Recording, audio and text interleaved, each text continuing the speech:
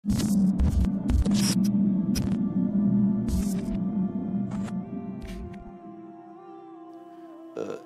kelihatan ini Bu? Belum Bu, belum saya tulis ya. Saya tulis dulu baru kelihatan ya. Sudah ada yang kelihatan sebelah sana.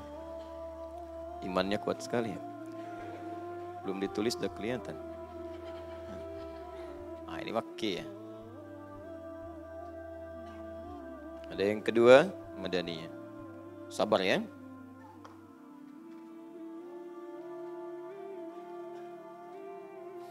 Ya. Kita tulis pakai lentin.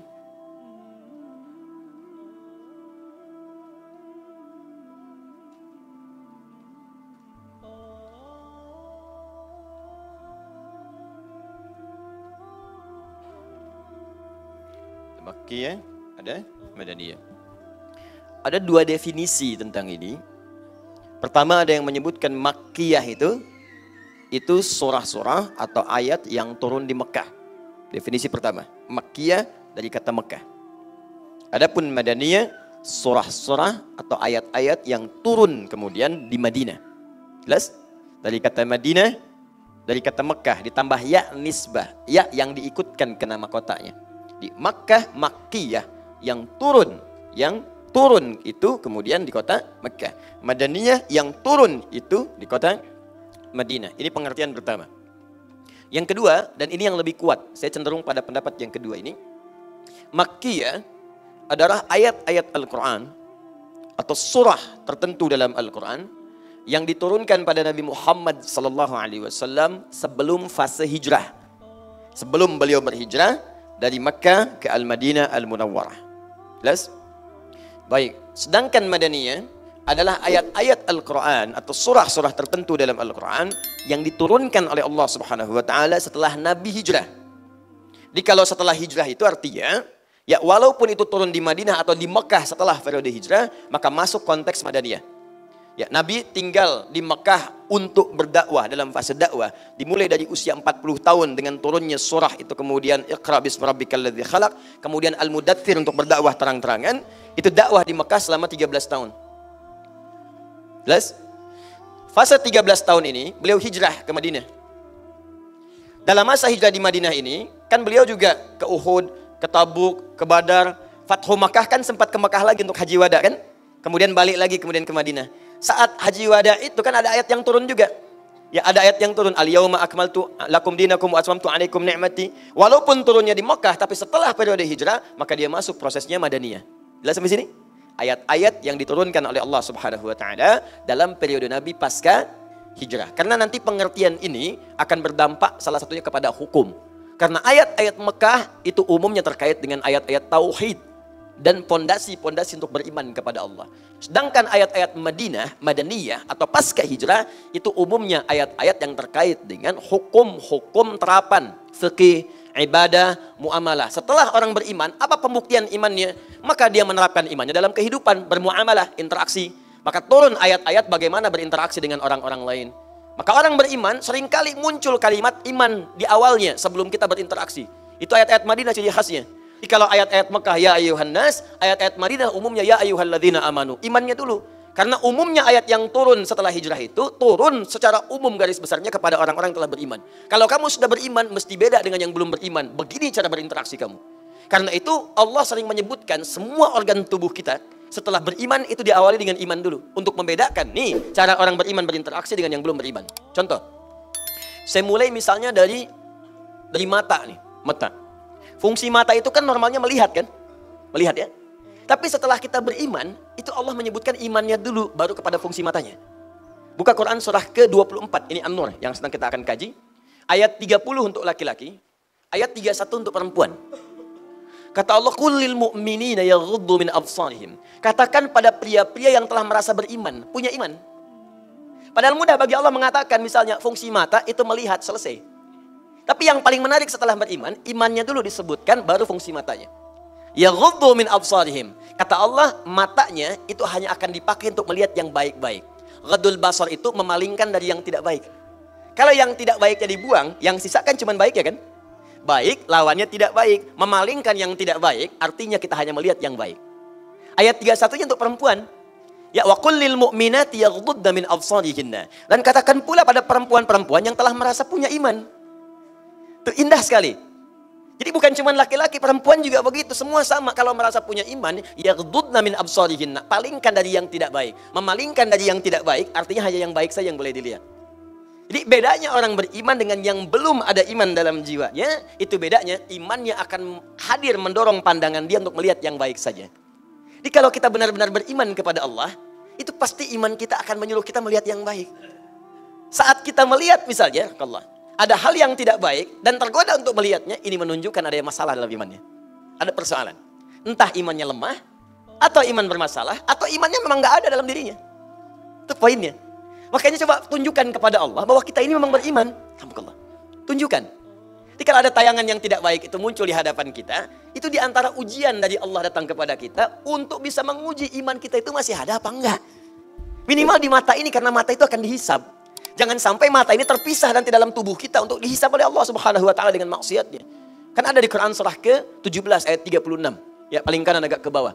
Wala taqfu ma laysa laka bihi ilmun innas sam'a wal basara wal fuada kullu ulaika kana anhu mas'ula.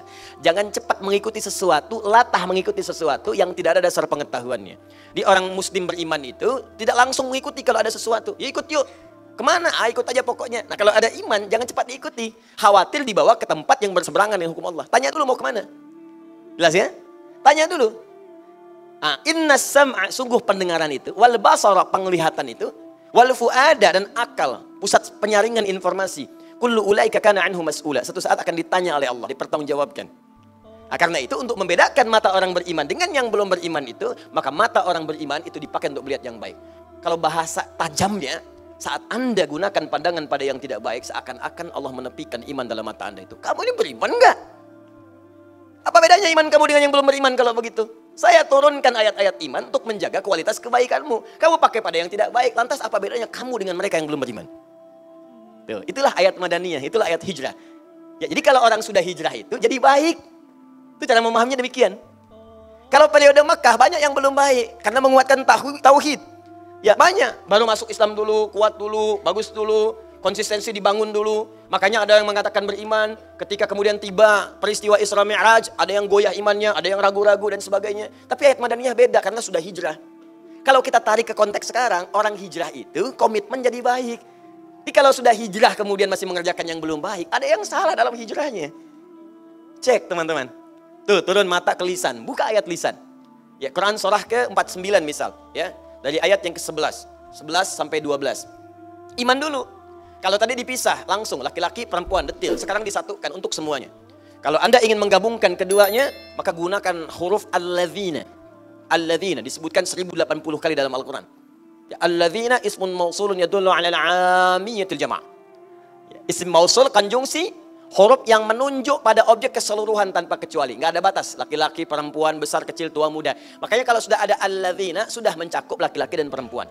Ya ayyuhalladzina amanu. Hai orang-orang yang telah merasa punya iman. Semua laki-laki, perempuan, tua, muda, besar, kecil, kaya, cukup semua. Disebutkan 68 kali dalam Al-Quran kalimat ini. Ya, saya panggil kalian. Baik kalian sedang dekat denganku, sedang menengah, sedang jauh. Harfun nida lil qarib mutawassit wal ba'id. Memanggil semua jarak. Ayyuha, ya disebutkan 361 kali dalam Al-Quran. Ayyuha, saya tegaskan. Ayyunya munada, haknya tanbih. Saya ingatkan. Ayyuha disebutkan 150 kali dalam Al-Quran. Kata Allah, ya ayyuhalladzina amanu. Demikian cara menerjemahkannya. Hei orang-orang yang telah merasa punya iman. Saya nggak peduli. Kalian sedang dekat dari saya, menengah jaraknya, ataupun sedang jauh dari saya. Sepanjang ada iman dalam dirimu, aku peringatkan. Tanbih, aku peringatkan. La yashar qaumun min qaum. Jangan gunakan lisanmu untuk mencela orang lain. Jangan saling mencela, kata Allah. Pada yang tidak layak untuk dicela. Jangan mencela. Jangan sibuk seketika gitu. Di iman kita itu akan menjaga kita dari perbuatan tercela, termasuk mencela sesuatu yang memang tidak harus dicela. Berselisih, saling menghina, itu kan bagian dari celaan. Menghina, celaan. Ayo. Saling berselisih, umpatan, itu celaan. Kalau perbuatan yang sudah tercela, dicela perbuatannya boleh, tapi kepada orangnya pun itu dihindari. Ini rahasia ya, di antara kita saja. Itu saking istimewanya Al-Quran. Seburuk-buruknya manusia, dengan perbuatannya, itu umumnya oleh Allah namanya masih ditutup. Nama baiknya ditutup. Namanya. Yang dicela perbuatannya. Contoh, ibu kenal Firaun? Bagus. Kalau ada yang kenal saya pulang deh. Siapa itu gitu ya? Firaun itu kan bukan nama asli Bu, Pak. Bukan nama asli. Abu Lahab bukan nama asli. Yang dicela oleh Allah perbuatannya. Coba celaan pertama Al-Baqarah ayat 49 paling kiri sebelah atas. Wa idz najjaynakum min ali fir'aun yasumunakum su'al 'adzab yudzabbihuna abna'akum wa yastahyuna nisa'akum. Tuh. Dan pahami, dalami, teliti, ingat-ingat dengan baik. Ketika kami selamatkan kalian dari kekejaman Fir'aun dan bala tentaranya. Dan dari pasukannya. Fir'aun itu gelarnya yang disebutkan, bukan orangnya. Kemudian yang dicela perbuatannya. Yasumunakum su'al 'adzab. Yang menyiksa kalian dengan siksaan yang sangat dahsyat. Apa diantaranya? Yudzabbihuna abna'akum wa yastahyuna nisa'akum. Dia tugaskan algojo untuk mendampingi setiap perempuan yang sedang mengandung hamil. Begitu lahir laki-laki, banting ke tanah, sembelih di hadapan ibu yang baru melahirkannya. Firaun. Seburuk-buruknya Firaun itu, yang dicela perbuatannya, tapi namanya nggak pernah disebutkan. Kenapa? Karena boleh jadi nanti ada orang dengan nama yang serupa, tapi dengan perbuatan yang berbeda. Gak semua orang dengan nama itu bisa berbuat yang serupa. Ya, mohon maaf, ada orang misalnya namanya Ali. Ada dua Ali, Ali satu, Ali dua. Ali yang ini misalnya pernah berbuat jelek. Ali yang ini misalnya pernah mencuri. Ali yang ini kan tidak. Ketika Anda celak dengan namanya Ali, maka Anda pun akan melibatkan celaan itu pada orang lain yang belum tentu mengerjakan perbuatan serupa. Itu adanya Al-Quran. Jadi kalau ada orang berbuat salah, jangan orang yang dieksploitasi. Tapi perbuatannya yang diperbaiki. Makanya dalam hukum positif pun termasuk di Indonesia, kalau ada orang berbuat salah, pasti yang disebutkan inisialnya. Tersangka AM. Tuh. Ya, jarang kan menyebutkan nama orangnya? Ya, tersangka UMR. Ya kan? Tersangka misalnya HSI. Tersangka APB. Selalu inisialnya. Karena boleh jadi ketika disebutkan namanya, orang lain nanti akan teriak, oh nama saya itu. Jangan-jangan saya tersangka. Tidak. Paham ya? Jelas ya? Nah, maka Anda pun kalau membuat inisial-inisial termasuk dari Ustadz, cari inisial-inisial yang baik. Jangan sampai menyebutkan sebuah inisial yang menghasilkan nilai yang tidak baik di dalamnya. Kalau masih baik silahkan. Ya, Ustadz Abdus Somad, UAS, masih baik. Ustadz Bakhtiar Nasir, UBN, masih baik. Ya, Habib Rizik Syihab, HRS, masih baik. Ustadz Adi Hidayat, UAH, UAH, masih baik. Gak ada masalah. Ustadz Yahya Kusmayanto, Uya-Kuya, nah itu ganti. Nah, itu nggak usah. Paham ya? Nah ini kelihatan sederhana, cuman dua tulisan, satu makiyah, dua madaniyah, tapi diamalkan nggak sama kita gitu. Ini celakanya kadang-kadang, maaf, ilmu-ilmu ini cuma jadi sejarah saja yang dihafalkan dan muncul di ujian, tapi terapannya nggak ada. Coba lihat anak-anak kita yang belajar di Fakultas Al-Quran. Ayo, jurusan Al-Quran. Dia tahu khatam betul kalau ditanya apa itu makiyah bla bla bla bla. Apa itu madaniyah begini. Tapi aplikasinya nggak ada. Itu yang kemudian patut kita pertanyakan dalam kehidupan kita sekarang. Sederhana tapi dalam sekali.